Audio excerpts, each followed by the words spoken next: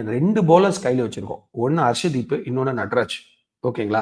நட்ராஜ் வந்து பாத்தீங்கன்னா டொமஸ்டிக் கிரிக்கெட்ல நல்லா போட்டிருக்காரு. அஃப்கோர்ஸ் லிமிடெட் ஓவர்ஸ் கிரிக்கெட்ல அந்த அளவுக்கு விஜய் ஹசாரேலாம் அந்த அளவுக்கு சரியா பெர்ஃபார்ம் பண்ணலன்றதை நான் ஒத்துக்கிறேன்.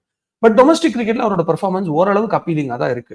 ஒரு லெஃப்ட் ஆர்மர் கண்டிப்பா தேவை தலைவா. அவங்களுடைய அட்வான்டேஜ் எல்லா டீம்லயும் வேர்ல்ட்ல போலிங் நல்லா இருக்கிற எல்லா டீம்லயுமே ஒரு லெஃப்ட் ஆர்மர் இருக்காங்க. அதை நீங்க மறந்துறீங்க. அதாவது இவங்க டீம்ல கூட மிச்சில் ஸ்டார்ச் கொடுத்த அந்த ஒரு ஷாக் தான் செகண்ட் டெஸ்ட் மேட்ச்ல நமக்கு வந்து ரொம்ப எதிராக இருந்துச்சு.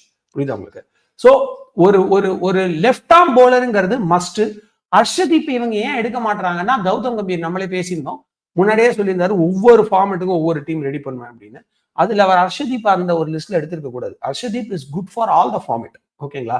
அண்ட் அகைன் தேவைப்பட்டா உங்களுக்கு டி20 கிரிக்கெட்ல நல்லா போடுறதுக்கு ஏகப்பட்ட போலர்ஸ் ஆல்ரெடி சந்தீப் மாதிரிலாம் இருக்காங்க. ஓகேங்களா? அவங்களால டி20லயே நல்ல யாக்கஸ் போட முடியும். அப்ப ஹர்ஷதீப் கொண்டு வந்து நீங்க டெஸ்ட் அண்ட் ஒன் டேல போக்கஸ்